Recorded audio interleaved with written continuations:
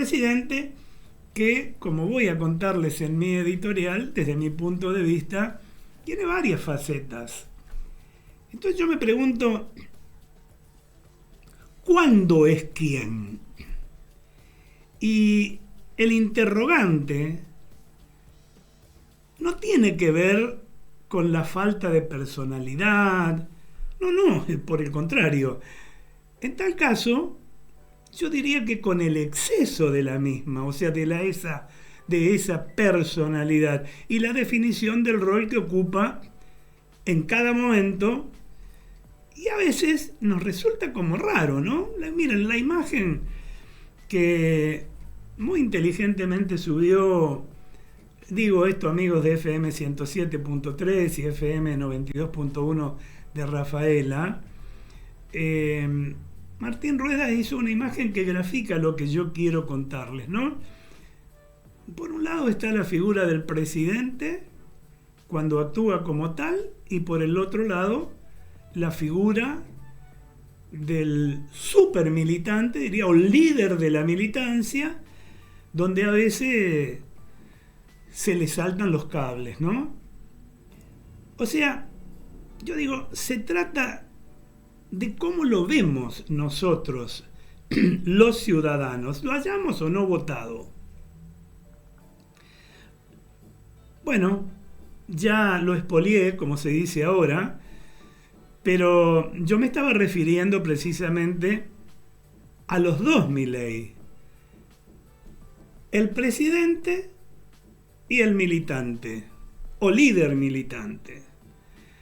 Ante la falta de dirigentes relevantes dentro de la Libertad Avanza, obviamente que el libertario se puso la campaña al hombro en la provincia de Buenos Aires, lo va a hacer también seguramente para las elecciones de octubre, donde, desde mi punto de vista, se confunde su rol entre dos funciones que son muy distintas. No es lo mismo ser que parecer. Javier Milei es el presidente de la nación, pero muchas veces no lo parece. Sumergido en una campaña electoral que, victoria mediante, puede allanar el programa económico ultraliberal del oficialismo, el mandatario muestra dos caras de una misma moneda. En la tribuna de Junín, cuando arengó a las masas entonando la canción que mentaba al pingüino y al cajón, o en la breve caravana por Lomas de Zamora, interrumpida por un piedrazo y varios insultos, bueno, sacó a luz su personalidad desbocada. Esa conducta, lejos de engrandecerlo, pienso, lo empequeñece. No es lo que se espera de un jefe de Estado, de un estadista. La democracia que supimos construir, yo creo que es muy frágil aún. Hay que cuidarla. Tiene 42 años, pero sería un error pensar que podemos dejar que camine sola. Los excesos la magullan, la estropean, el fanatismo, el desborde, y mandan a un puñado de votantes, pero genera un fastidio general. Y la sociedad entonces comienza a pensar ya no solo que los políticos son prescindibles, sino y sobre todo que la política como herramienta para el cambio pareciera que no sirve. Y eso no es bueno. La necesidad de sostener una empresa, de ganarse el sustento diario de 1000 maneras diferentes, de afrontar las obligaciones cotidianas, terminan por eclipsar el interés por las elecciones, por los candidatos y el sistema todo.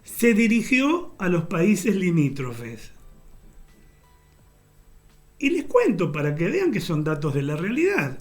Los principales destinos fueron Brasil, casi un 23%, Chile, 18,1%, Paraguay, un 15%, el 46,7% de los turistas residentes salieron del país por la vía aérea. El 46% lo hicieron por vía terrestre y el 7,3% optaron por la vía fluvial marítima. Eso lo destaca un informe del INDEC, no lo digo yo. Eso muestra la realidad argentina es por lo menos heterogénea. El crecimiento allí donde lo hay es sectorizado, sin dudas. Y similar fenómeno, amigos, ocurre con el consumo masivo, que ha experimentado una mejora del 1,2% en el primer semestre, pero tras una contracción del 16% en el 2024. O sea, no mueve el amperímetro. Monitorear al consumo es una de las maneras de ver cómo impactan las medidas económicas en la sociedad. Bueno, ustedes lo saben mejor que yo, no quepa duda. Lo experimentan, lo viven.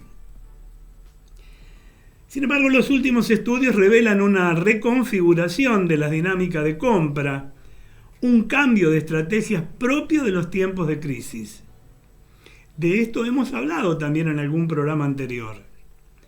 La diversidad no se da solo en materia de rubros, sino que se detecta en zonas geográficas.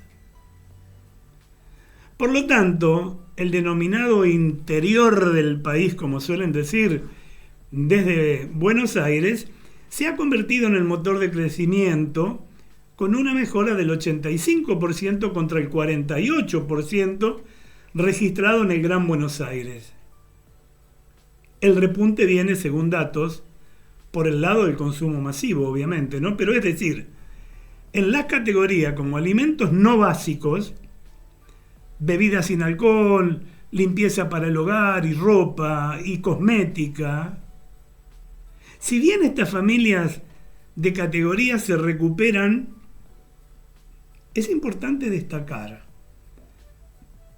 que todavía se encuentran entre un 35 y un 40% por debajo del consumo de 2017.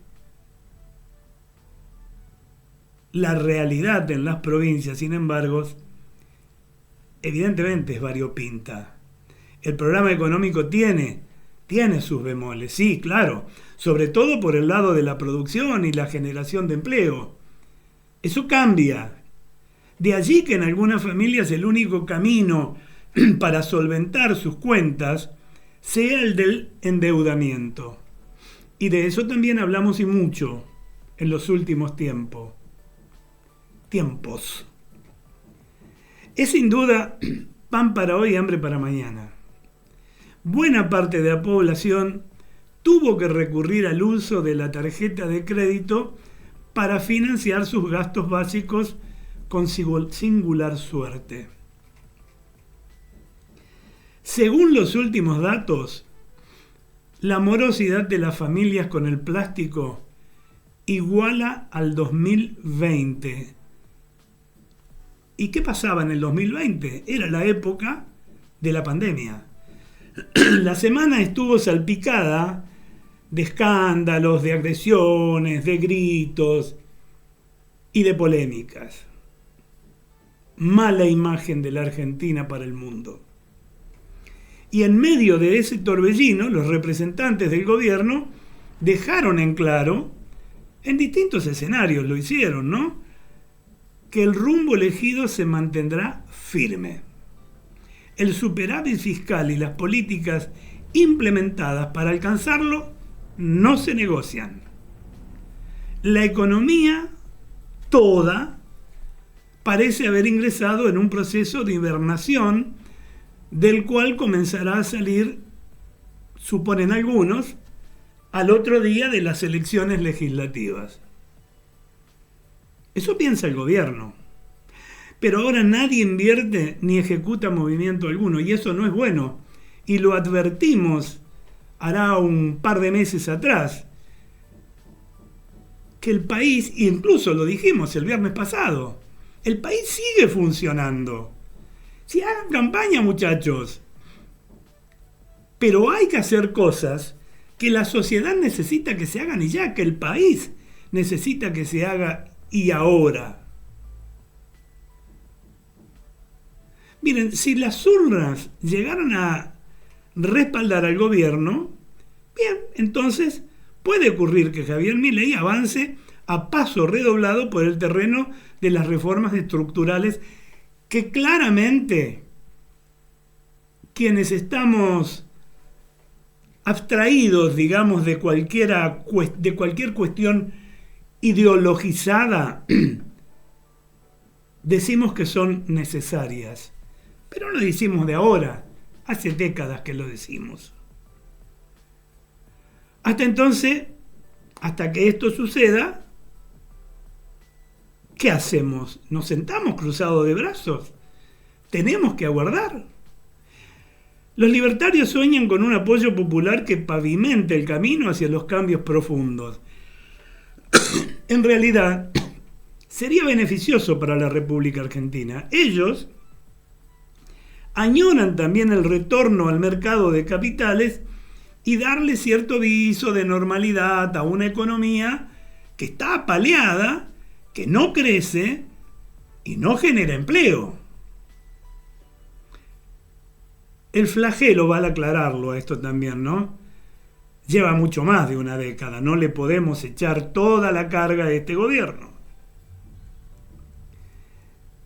Sí podemos decir que ser y parecer son las dos partes de una ecuación donde los términos necesariamente deben equilibrarse. En el terreno político, Milei debe diferenciarse del que está en campaña con aquel que conduce la nación. En lo económico, para que las mejoras que vislumbran algunos sectores de la actividad productiva derrame totalmente y se transforme en un beneficio para la mayoría, que de eso se trata gobernar. Pero ¿saben qué? Quizás los políticos, los que gobiernan y los que pretenden gobernar, más allá de aquellos que gobernaron, no entienden